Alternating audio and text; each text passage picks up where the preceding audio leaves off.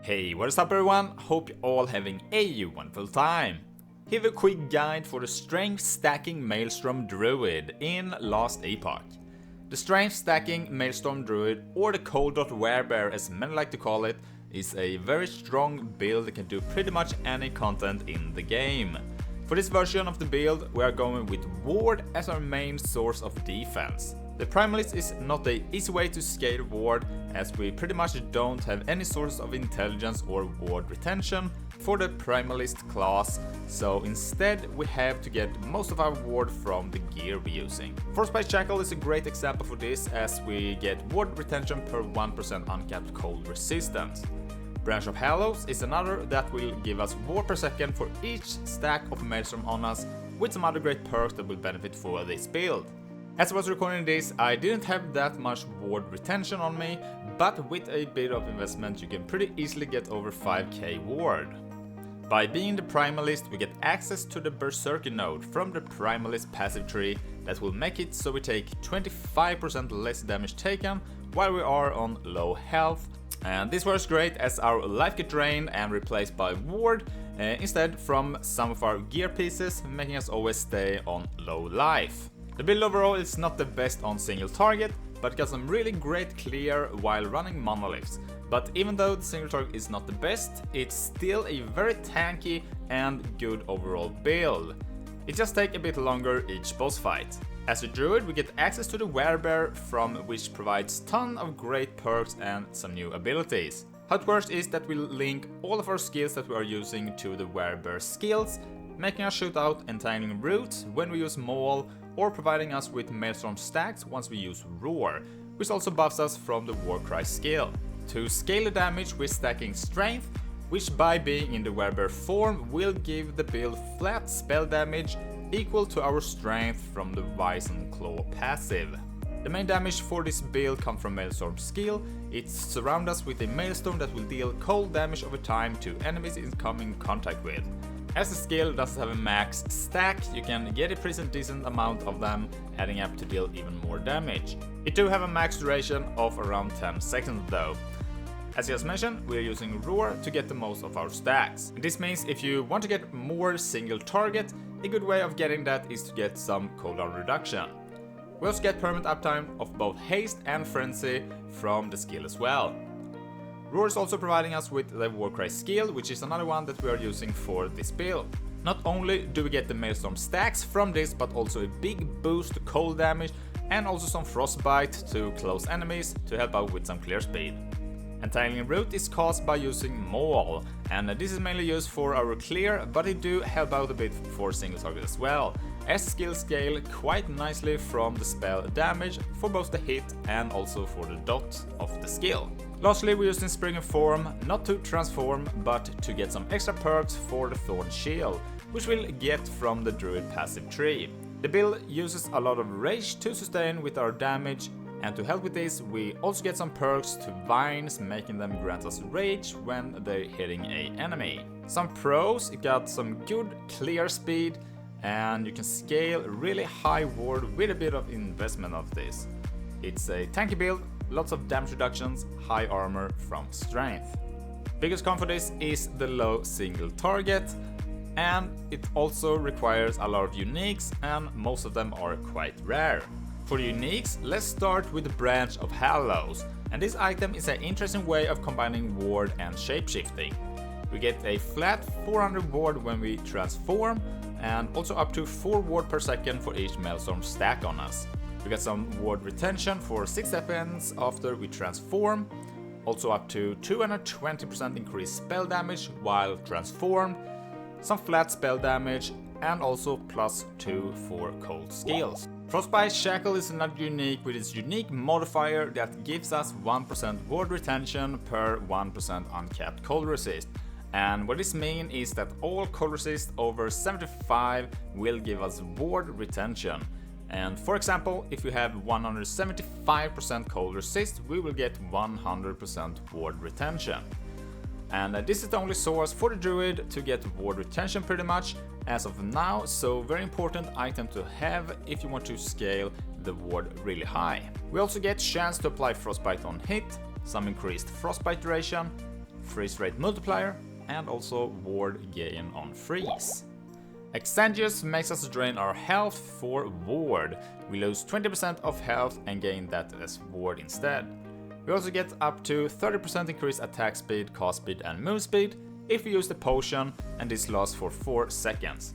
We also get immunity to bleed while we are at low health. Last Step of the Living were same as the previous item. We drain up to 15% extra health and gain this as ward instead. Boosted body and boots will add up to each other, and we also get some freeze rate multiplier here while at low health, and a huge boost to increase movement speed up to 36%. We do however get a stack of shield every 3 seconds, but no worries, every time we use the Warcry skill, we cleanse all elements on us, making us remove the shield. Twisted Heart of Ukros is a optional one to have. It do provides a lot of great stats for the build, even though we're not using its most unique mod, which converts a portion of current health to ward when we directly cast an elemental or necrotic spell. As the build is always on low health, we don't really get the benefits from this, and even though it do work for our roar ability. But as I mentioned, it do have so many other great mods on it. The base itself gives up to 20% health, plus 1 level of elemental and necrotic spells, and also up to 16 strength and some cast speed.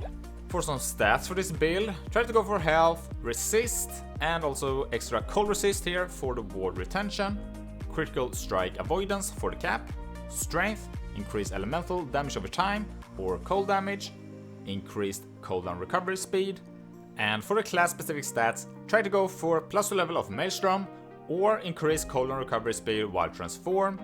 You could also go for increased damage over time while transform, and shared cold damage works as well. For the idols, you want to get 4 large idols with the chance to cast Maelstrom every 5 seconds.